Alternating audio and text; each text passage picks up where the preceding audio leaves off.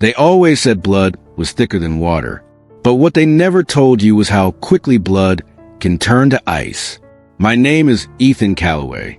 I'm 34 years old, and for as long as I can remember, I've been the family disgrace, the black sheep, the disappointment who refused to fall in line. At least, that's how they wanted everyone to see me. And maybe I even believed it myself for a while. Until last night. It's strange how a single night can burn away years of doubt. But when your own mother slaps you across the face in front of 50 dinner guests, it becomes painfully clear where you stand. What they don't know, what they could never have imagined, is that I've been waiting for that slap, planning for it. And when it finally came, it wasn't humiliation I tasted. It was freedom. Let me tell you how I got here. 6 months ago, a letter arrived at my small apartment in Boston.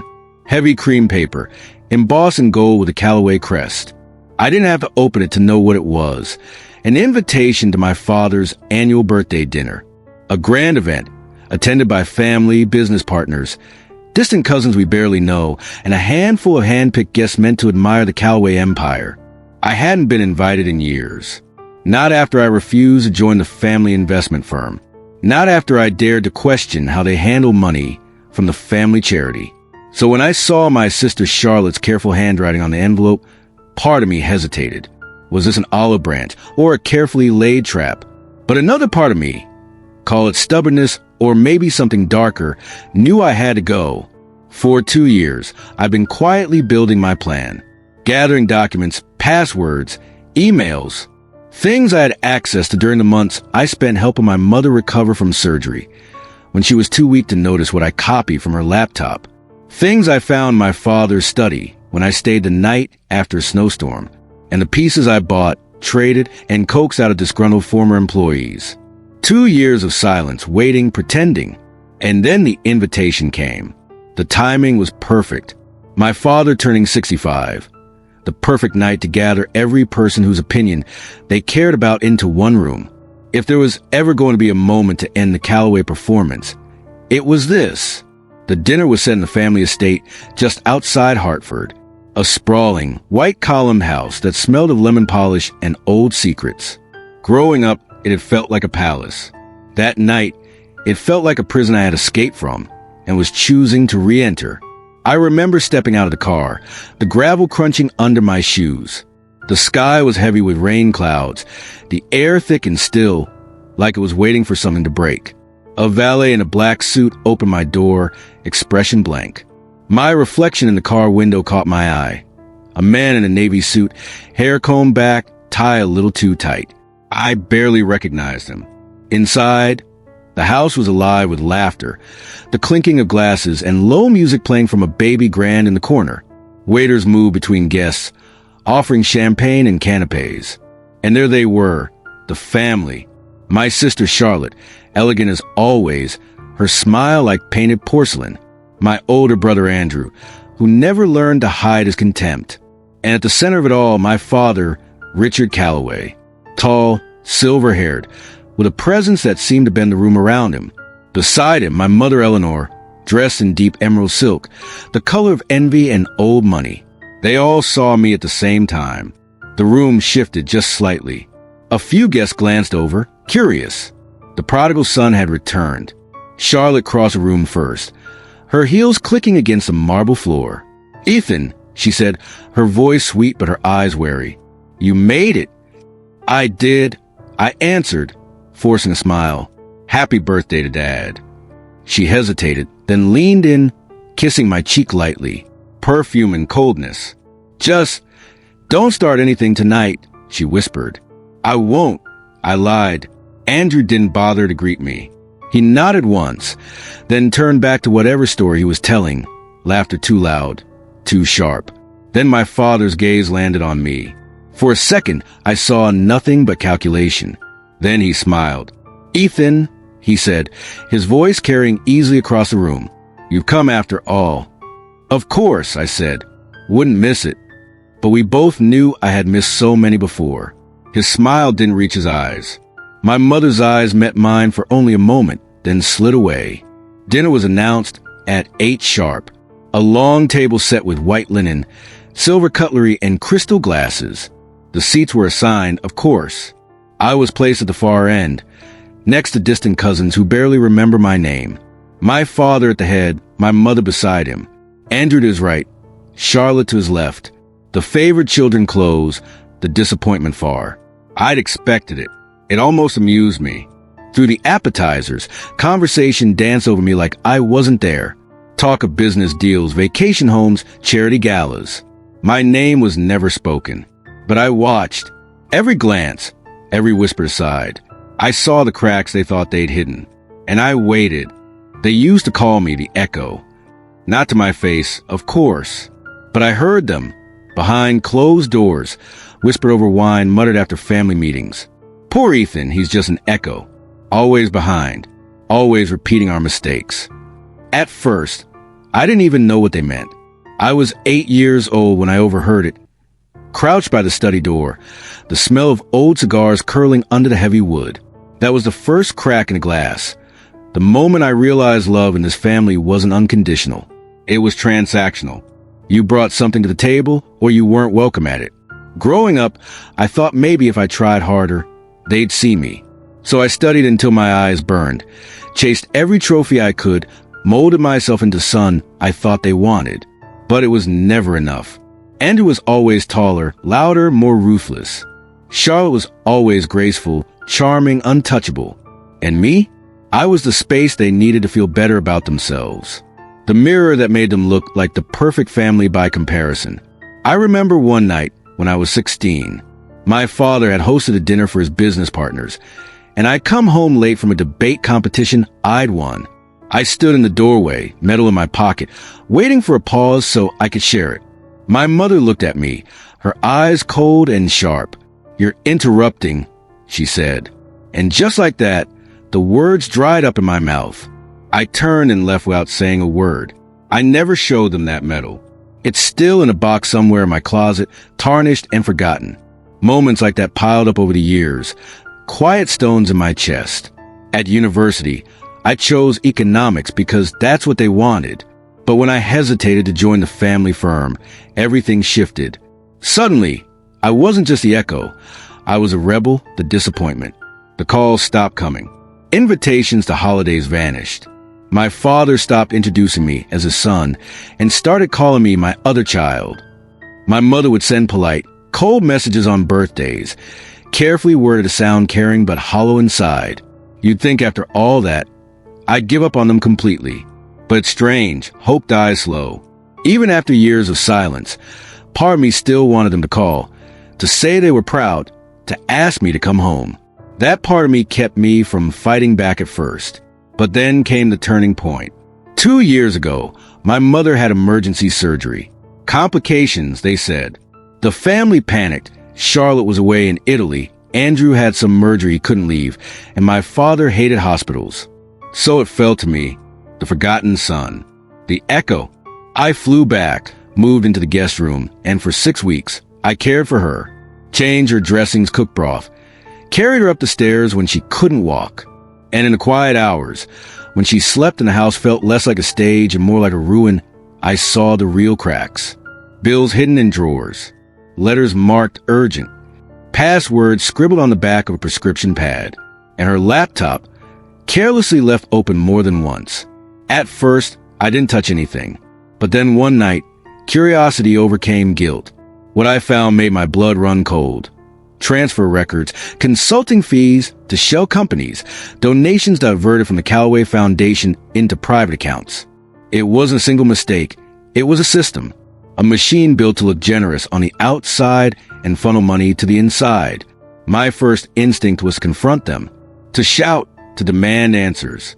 But then I remembered every birthday they'd forgotten, every insult delivered in polished words. Every time I'd been told to keep my voice down, keep my head down, keep my place. So instead, I started saving everything. Quietly, systematically. Emails copied onto a hidden drive. Financial statements photographed with my phone. I built a folder I named for when they crossed the line. Part of me doubted I'd ever use it. Part of me prayed I wouldn't have to. But another part of me, a part one barely recognized, was already preparing for war. In those months, I realized something else. My family didn't hate me because I failed them. They needed me to fail. My failures made them look stronger, more united. If I'd succeeded on my own terms, I would have proved they weren't the architects of everything good in this family. That was the real threat. When my mother recovered, she thanked me the only way she knew how.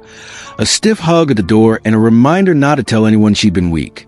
A week later, I heard she'd hosted a charity gala, smiling under the same chandelier where she once dismissed me as a nuisance. And so, the plan continued in silence. In the present, at the dinner table, I thought about all this as I watched them laugh at jokes I wasn't part of. The gold-rimmed plates, the polished silver, the perfect flowers in the center of the table. Everything designed to project unity. But underneath, rot. I barely touched my food.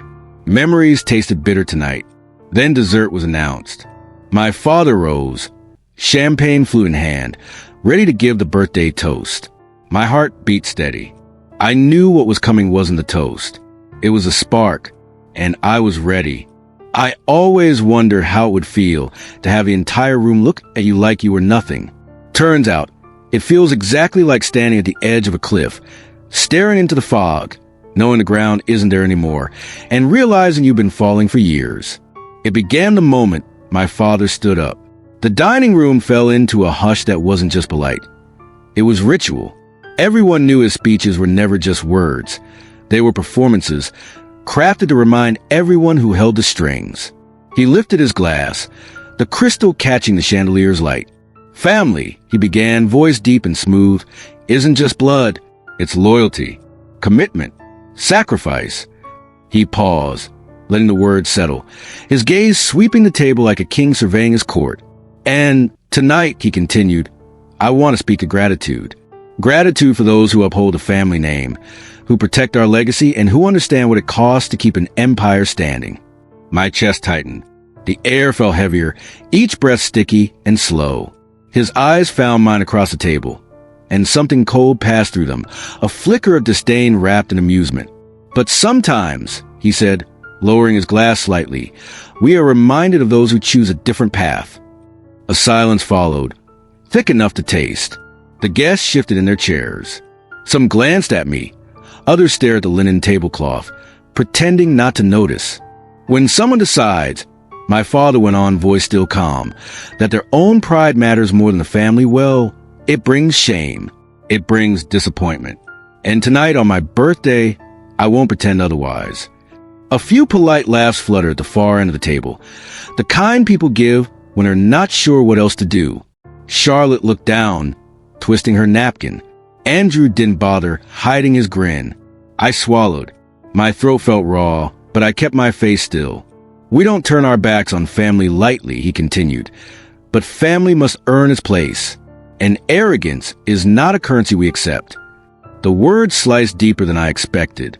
Not because they were new, but because they were so practiced, so casual. My humiliation was entertainment. A birthday toast to amuse his guests.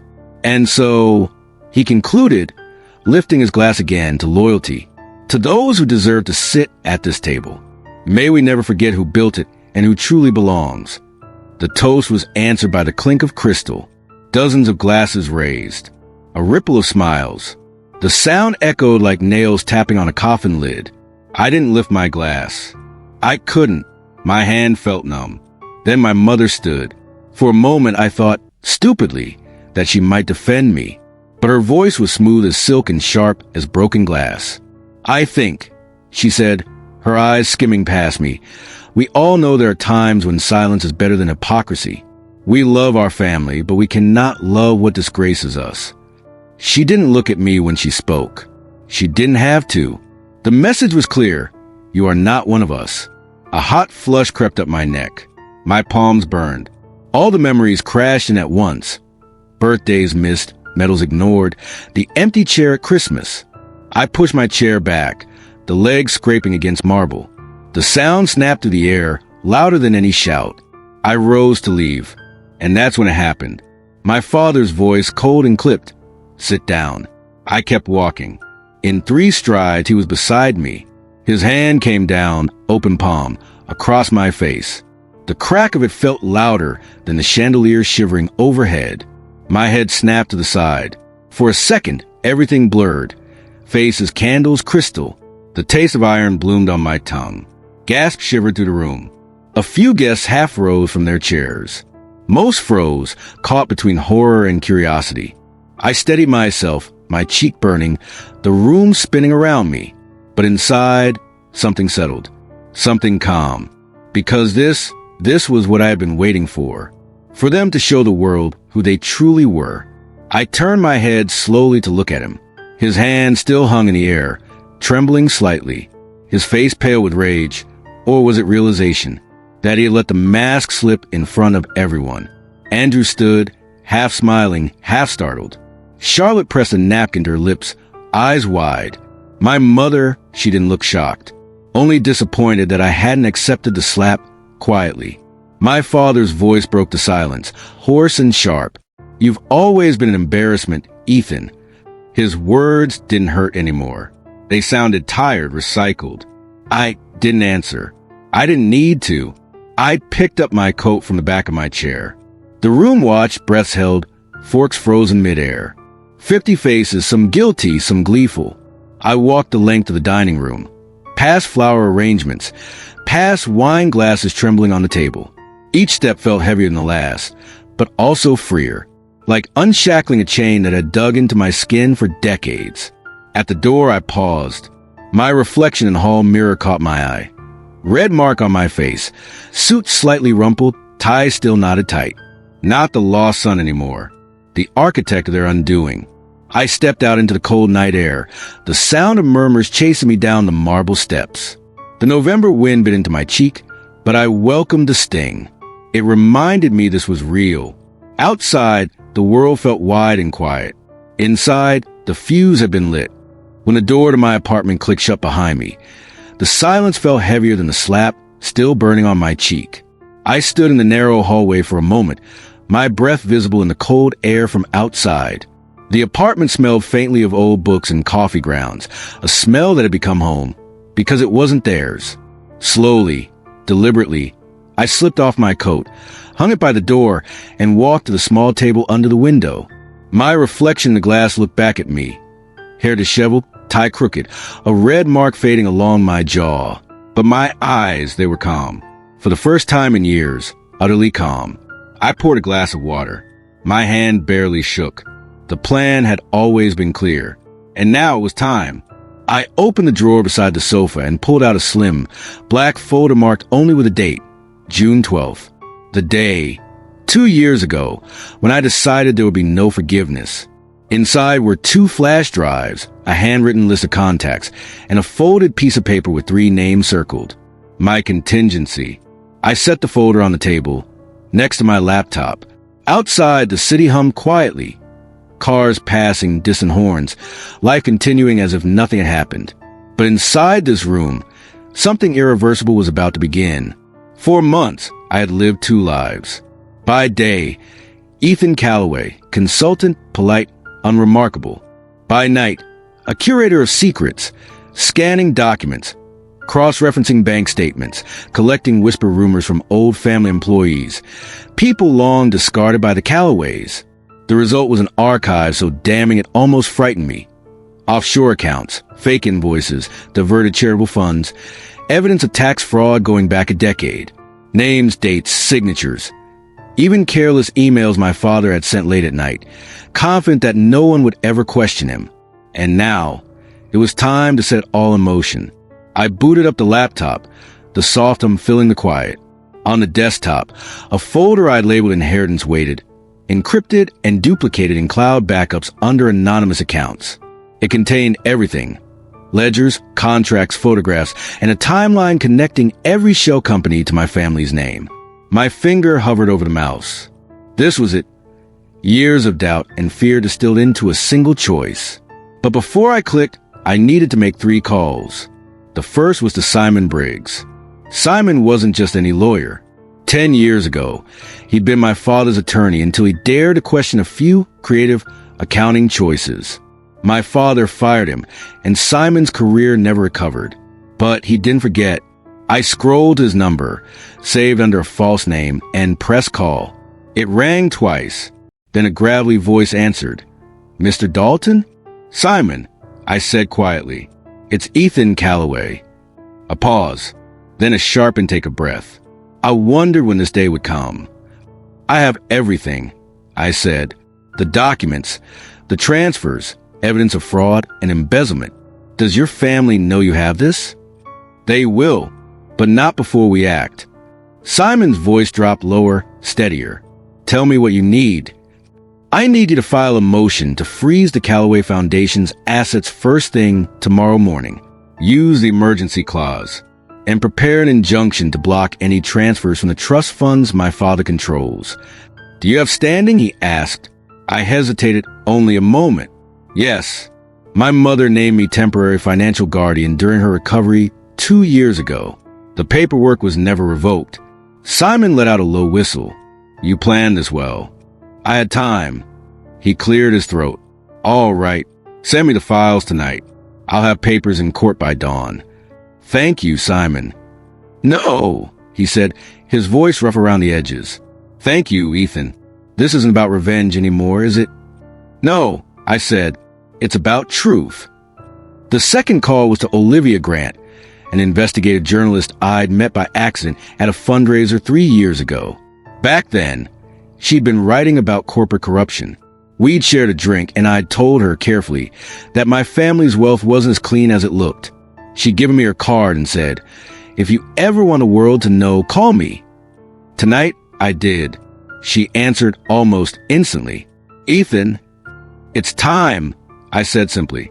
"You have proof." Her voice was sharp, alive. "More than enough. I'm sending you everything. Names, accounts, internal memos, donation records." There was a pause. Then, "Are you ready for what comes next?" "I've been ready for 2 years." "All right," she said, voice steady. "Send the files. I'll start tonight. We go public when you say." "Tomorrow morning," I said. "Early, before they can spin it." "Done," she whispered. "And Ethan, thank you." I ended the call, my heart pounding, not with fear, but with something close to relief. The last call was the hardest. I dialed Marcus Hayes, an old family accountant, now retired. Years ago, he'd been kind to me when no one else had. When I failed calculus at 15, he'd spent summer afternoons tutoring me in a small office that smelled of coffee and dust. He answered, voice rough from sleep. "Hello." "It's Ethan," I began. "Ethan, what time?" "I'm sorry for the hour. I wouldn't call if it wasn't important." "Tell me," he said, instantly awake. "I need a witness," I said. "Someone the court will trust. Someone who knows how the Callaways hid their money." There was a silence. Then quietly, "I always hope you wouldn't need this, Ethan." "I do," I whispered. "Then send me what you have. I'll review it tonight, write a statement, and stand by it. You're not alone." Those words, "you're not alone," hit harder than the slap hours ago. "Thank you," I managed, "for everything." "Get some rest, Ethan," he said. "Tomorrow will be a storm." When I hung up, the room felt different. Lighter, somehow. The fear that had sat on my chest for years had finally lifted. I opened the inheritance folder, attached the documents to 3 separate emails, each to a different person who would carry part of the truth forward if I failed. Then I sat back in a chair, the city lights painting my walls in soft gold. This wasn't revenge. Not anymore. This was release. I barely slept that night. Not because of fear, but because my mind was finally free to breathe after years of silence.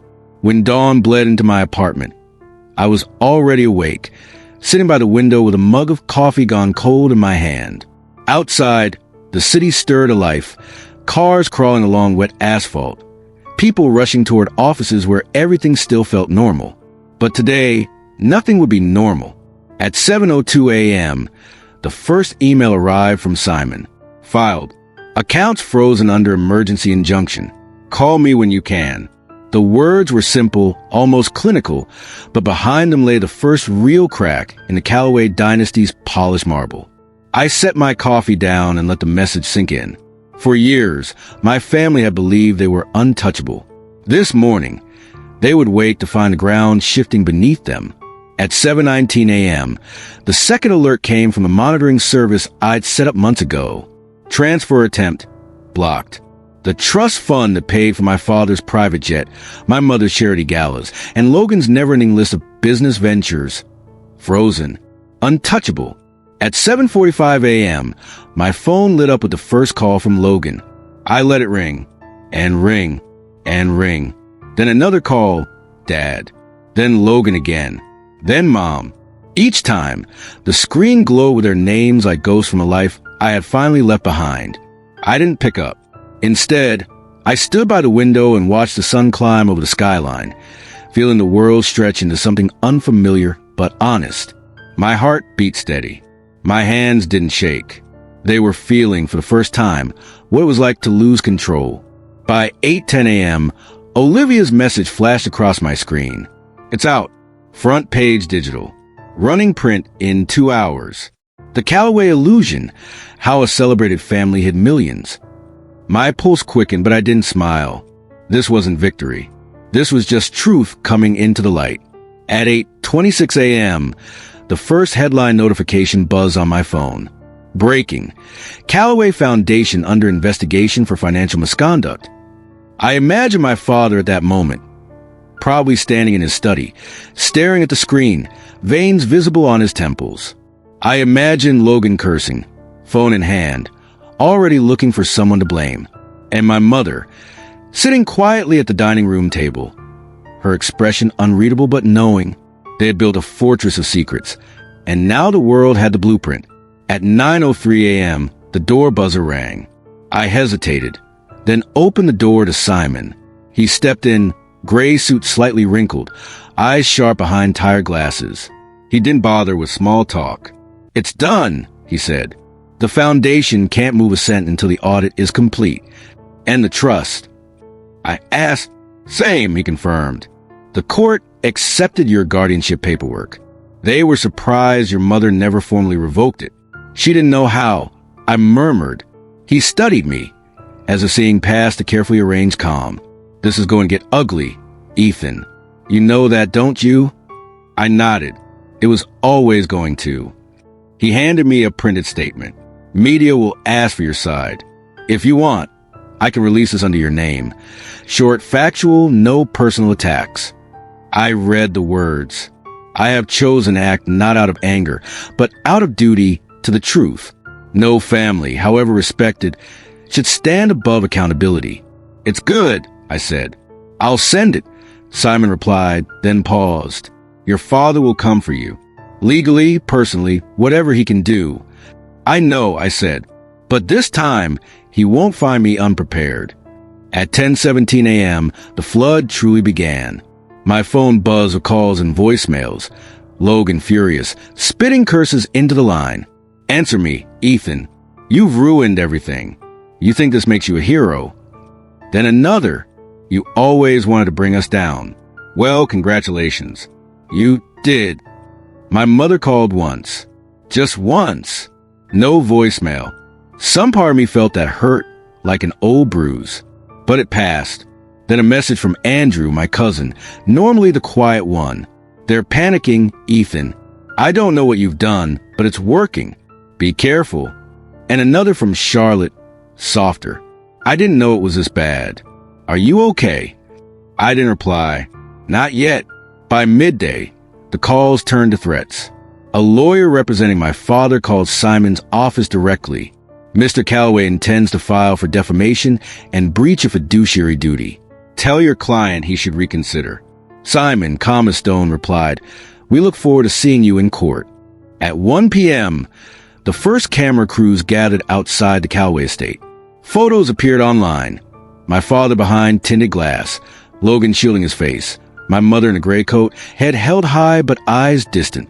The captions called it the fall of a dynasty. And in every photo, I wasn't there. For once, I wasn't the one forced to stand and explain. They were. At 2:15 p.m., Olivia sent another message. "The charity board just suspended your mother as chairwoman pending investigation. Your documents were enough to force it." I exhaled slowly. Not joy, not triumph, just relief. For years, the Callaways had spoken about honor, about family loyalty. But loyalty built on silence wasn't loyalty. It was complicity. By evening, the sun dipped low, casting long shadows across my apartment floor. My phone finally fell silent. Even Logan had stopped calling. I poured a glass of water and stood by the window again, watching the city's lights flicker on one by one. In the distance, life carried on. Trains rumbled by. Car horns echoed faintly. People hurried to dinner plans. The world didn't stop for the Callaways.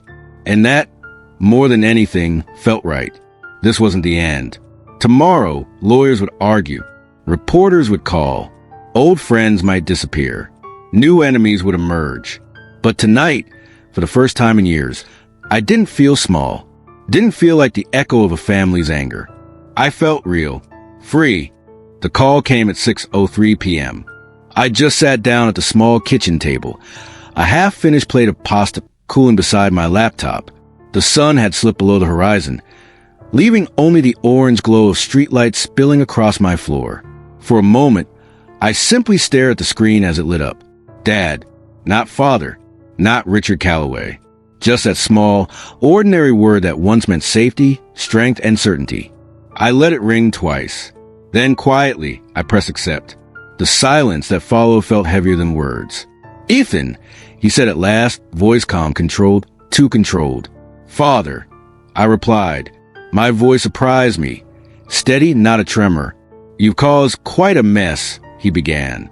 No greeting, no question if I was well. Just an accusation delivered with the precision of a surgeon's scalpel. I didn't cause it. I answered. You did. I only uncovered it.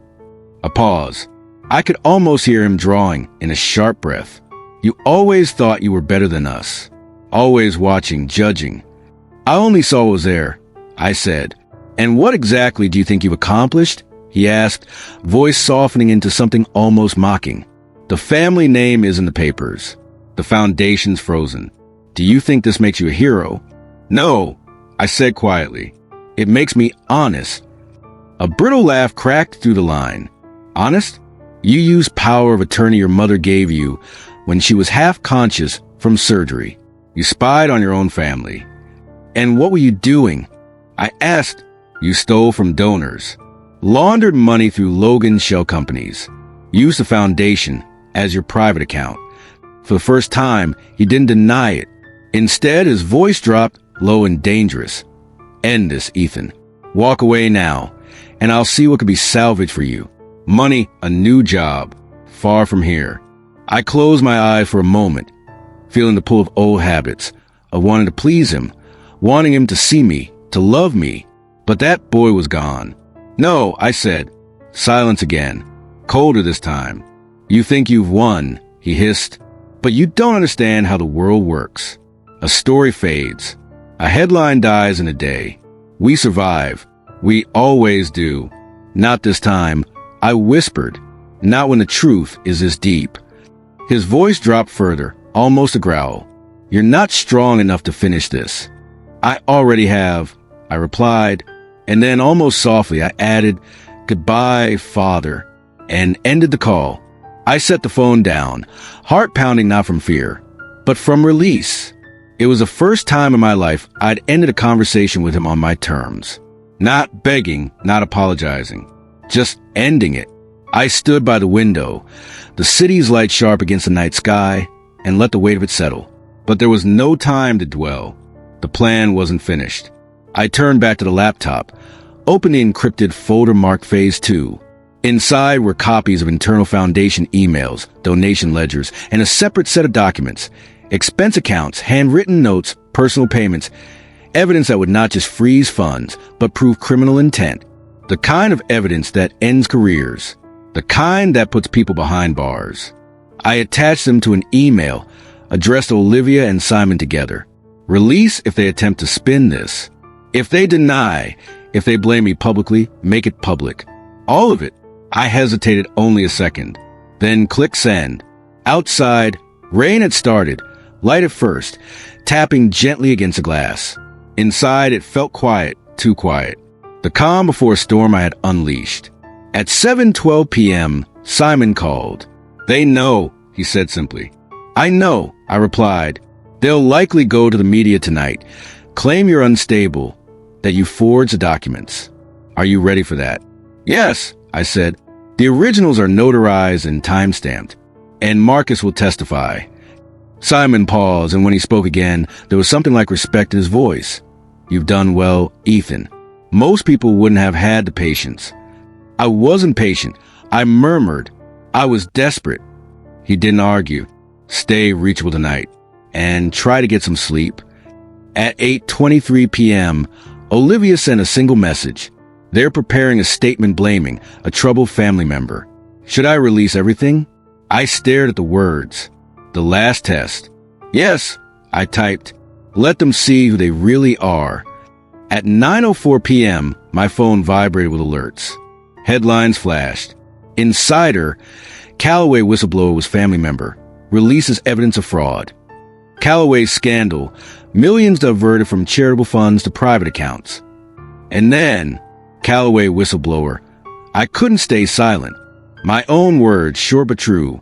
The story spread faster than even I expected.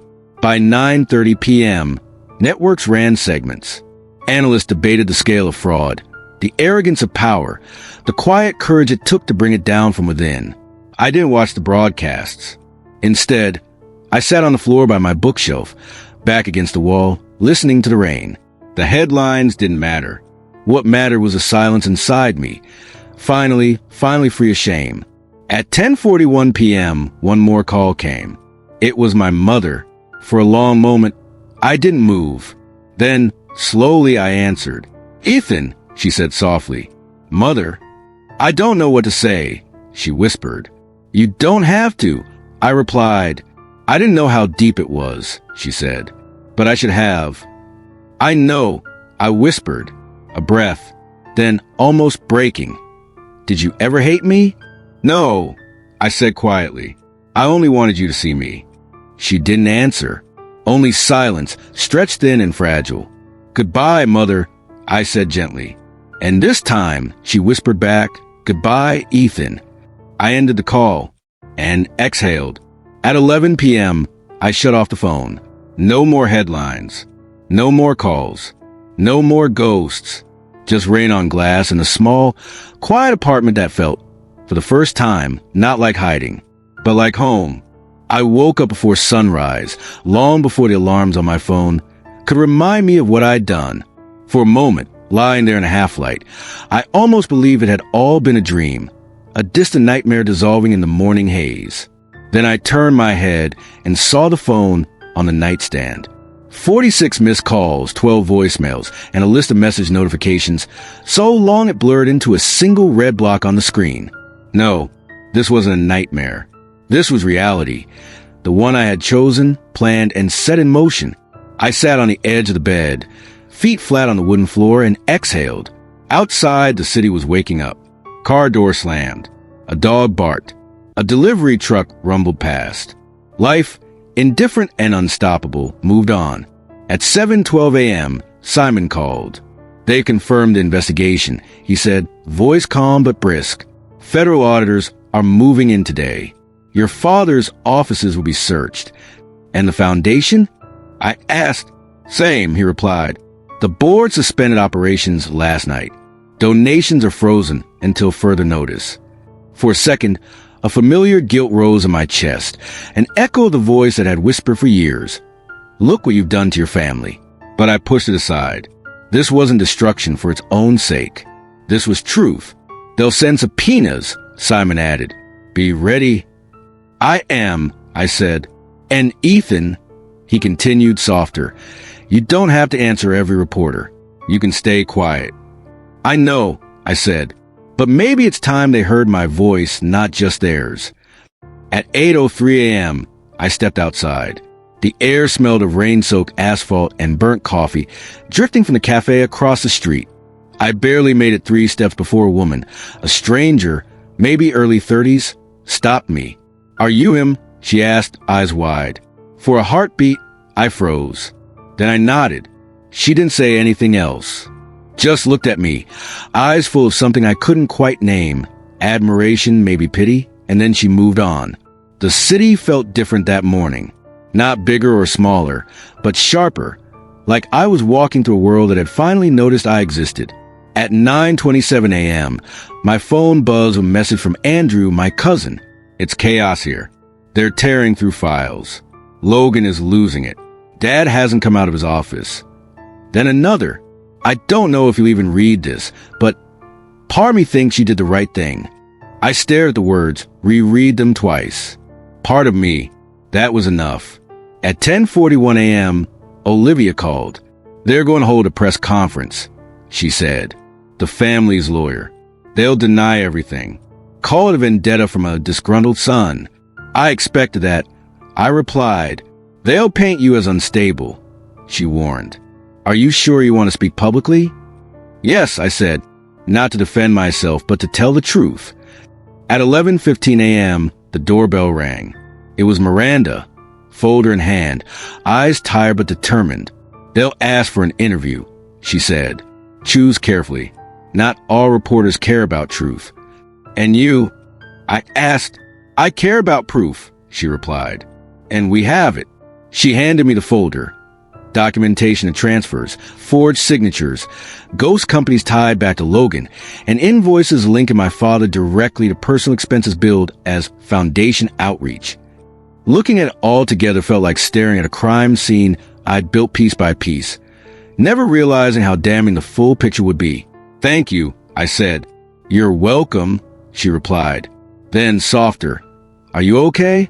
I don't know, I admitted, and that was the truth. At 12:34 p.m., I opened my email. Messages from strangers, dozens of them. Some thanked me. Some accused me. Some offered to buy my story. One message simply read, you reminded me that silence doesn't have to be forever. That one I saved. At 1:03 p.m., Simon sent a short message. They filed for a restraining order to keep you from accessing more documents. It won't stick, but be ready. They were trying to push me out of the story, to turn me into a ghost again. I wouldn't let them. At 2:15 p.m., I stood in front of my bathroom mirror, tie in hand. The same red tie I'd worn to that dinner. The mirror showed a man with tired eyes, shadows under them, hair slightly out of place, but eyes steady. I tied the knot slowly, carefully, not as armor, as truth. At 3 p.m., I sat in a quiet studio across from a journalist whose name I barely heard. The lights felt hot. The air smelled of makeup and stale coffee. Why now? She asked, the first question out of her mouth. And for the first time, speaking not as a son or a scapegoat, but as myself, I answered. Because silence felt heavier than the truth. I said, because I spent years hoping things would change on their own and they never did. She asked about the betrayal, the evidence, the family dinners that felt like trials. I spoke of secrets whispered behind closed doors, of a father's cold gaze, a mother's silence, a brother's smirk. I spoke for the first time without shame. When it ended, she switched off the recorder and whispered, thank you for trusting me. And I realized it wasn't just my story anymore. It was something bigger. At 5:17 p.m., the interview aired online. I didn't watch it. I stood by the window, watching rain slide down the glass, the city moving on as always. My phone vibrated with new messages, some praising, some cursing, all trying to pull me back into a story I had finally stepped out of. At 6:03 p.m., a final message from Simon. They're desperate. Threats of lawsuits, countersuits. But the documents hold. The investigation is official now. It can't be stopped. For the first time, the word unstoppable didn't feel like something my father owned. It felt like the truth itself. That night, I sat alone at my small kitchen table. No champagne, no celebration. Just a simple meal and a quiet moment to realize. I had lost a family I never truly had, but I had gained something else. A self I had almost forgotten could exist. The raids began at dawn. At 6:04 a.m., Olivia's short message lit my phone. It's happening. And it did. By midday, footage flooded every screen. Men in dark windbreakers, files being carried in boxes from my father's office, Uniformed agents standing outside the family home where I'd once tied my shoelaces on the front steps. It looked surreal, like a movie I hadn't asked to star in, but had somehow written the script for. I watched it all in silence. It felt nothing like triumph. It felt heavy, as if each box of evidence weighed on my chest too. Proof of what I'd known deep down for years, that the place I called home had always been built on secrets, money, and carefully polished lies. At 10:11 a.m., the headlines turned sharper. Callaway empire crumbles under fraud probe. Millions missing. Whistleblower's son stands firm. They stopped calling me troubled and started calling me key witness.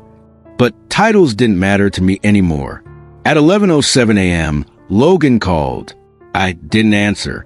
His first voicemail was venomous. You ruined us. You think this makes you noble? You're pathetic. The second came an hour later. Quieter. Weaker. Please. Tell them you lied. They'll destroy everything, Melissa's kids, Mom's life. You've made your point. Stop. And just like that, the brother who had sneered at me across dinner tables, who'd smirked at every jab my father made, was begging.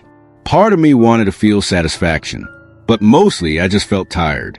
At 12:43 p.m., my father's lawyer held a press conference. A line of microphones, flashes from cameras, a practiced frown on his face. He denied everything, called it a malicious scheme by a resentful family member, a deeply troubled young man seeking revenge. He spoke of love, of heartbreak, of a son who had lost his way. I watched the clip twice, and what struck me wasn't the lies. It was the familiarity of it, the same script I'd heard since childhood. You're overreacting. You're the problem. You should be ashamed. Only now, it echoed into cameras in newsrooms instead of living rooms. At 1:32 p.m., Simon called. They're going to file civil suits against you, he warned. Defamation, breach of fiduciary duty. They'll try to bury you in paper. Will it work? I asked. No, he replied. You plan too carefully. But it'll be loud. And it'll be ugly. At 2 p.m., I turned off the TV. The noise was drowning out my own thoughts. I walked outside, down 2 blocks to a small park I hadn't visited in years. It was nothing special. A patch of grass, a couple of worn benches, pigeons picking at old bread crusts. But it was quiet. And in that quiet, I realized something. The truth is a blade that cuts both ways. Yes, it exposes what's hidden, but it also makes you bleed. At 3:12 p.m., my phone buzzed again. Melissa, the sister who used to sneak cookies to my room when we were kids, whose hand I'd held when our dog was put down. She sounded small, almost childlike. Ethan, she whispered, they froze the college fund. The boys, they can't go next semester.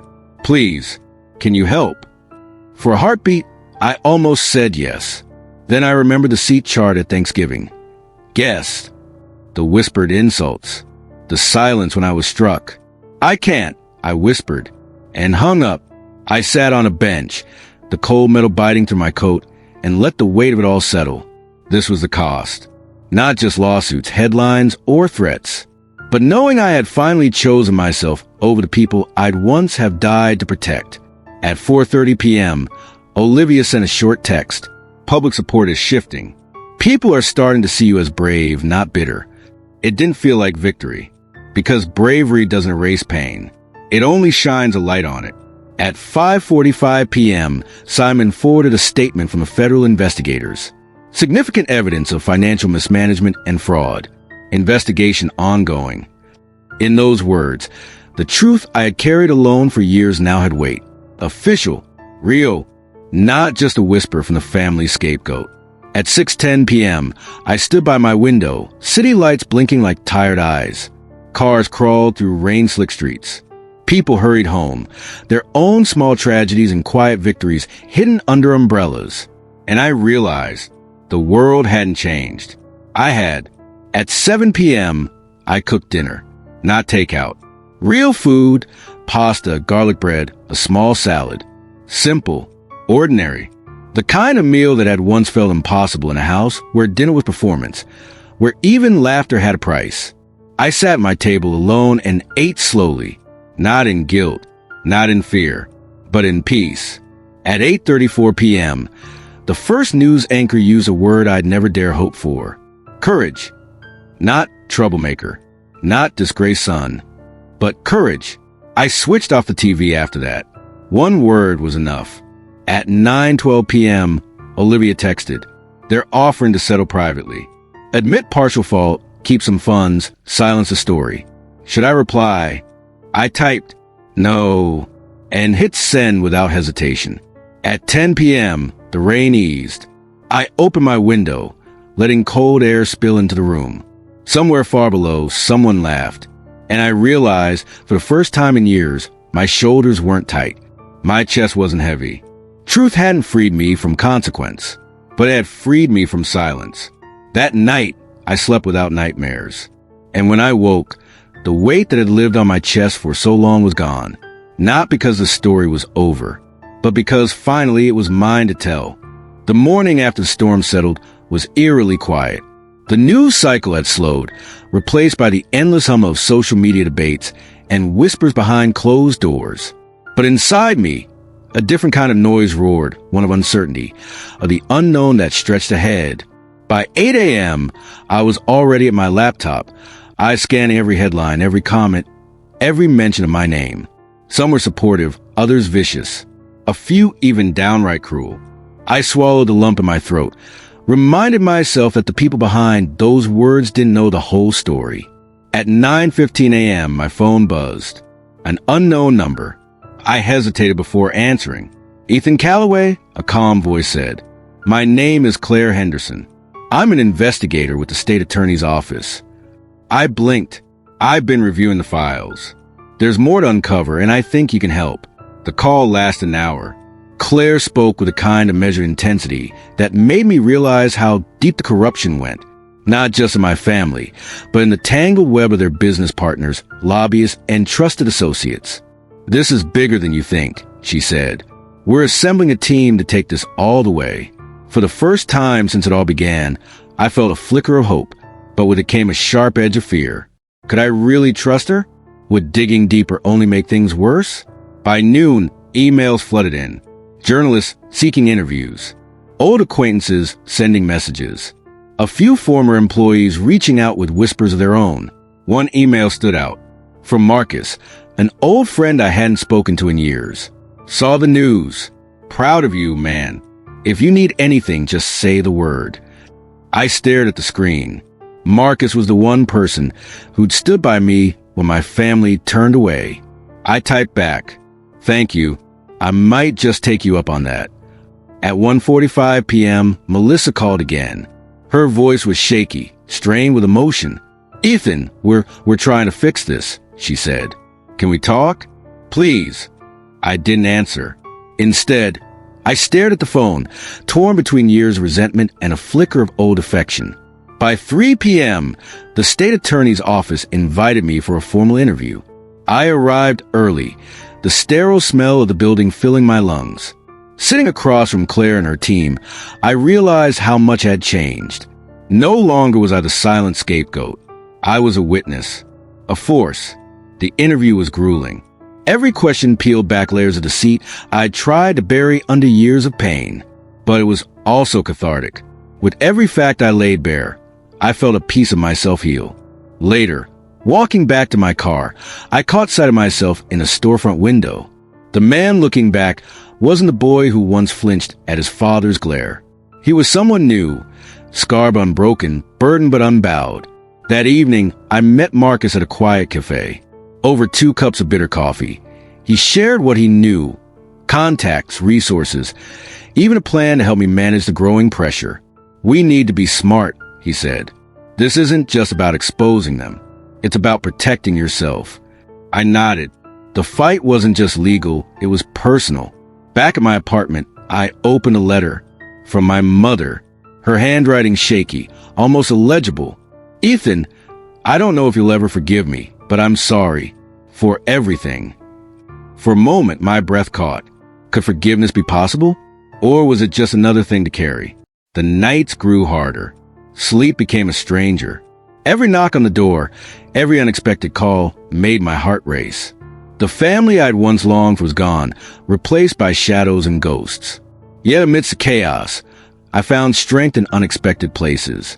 In Claire's steady professionalism, in Marcus's unwavering loyalty, in the quiet moments where I reminded myself who I truly was. One night, as rain hammered against the windows, I sat alone with a bottle of whiskey, not to drown pain, but to acknowledge it, to toast the broken past that shaped me, and to steel myself for what lay ahead, because this was far from over. The battle for truth was just beginning, and I would fight it, not just for revenge, but for freedom. The phone rang late at night, jolting me awake like a cold slap to the face. It was Claire. Her voice was low, urgent. "Ethan, you need to be careful. We've uncovered threats against you. Anonymous calls. Strange cars near your apartment. They're watching." I sat up, heart pounding. I'd expected backlash. I'd braced for resistance.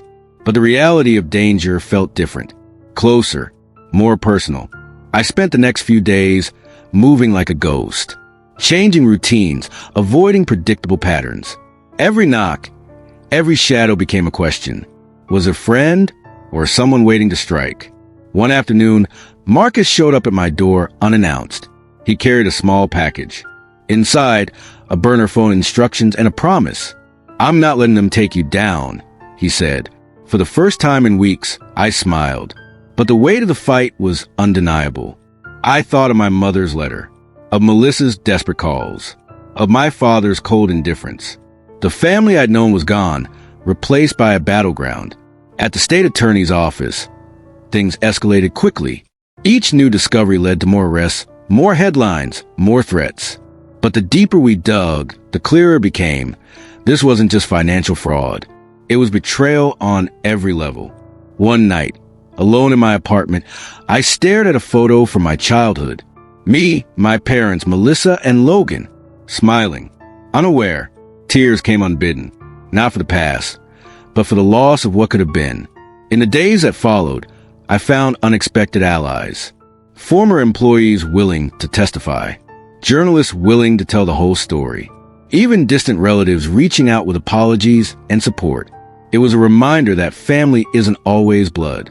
Sometimes, it's the people who stand with you when the world turns dark. But the fight took its toll. Sleep was rare. Anxiety constant. Sometimes, I wondered if it was worth it.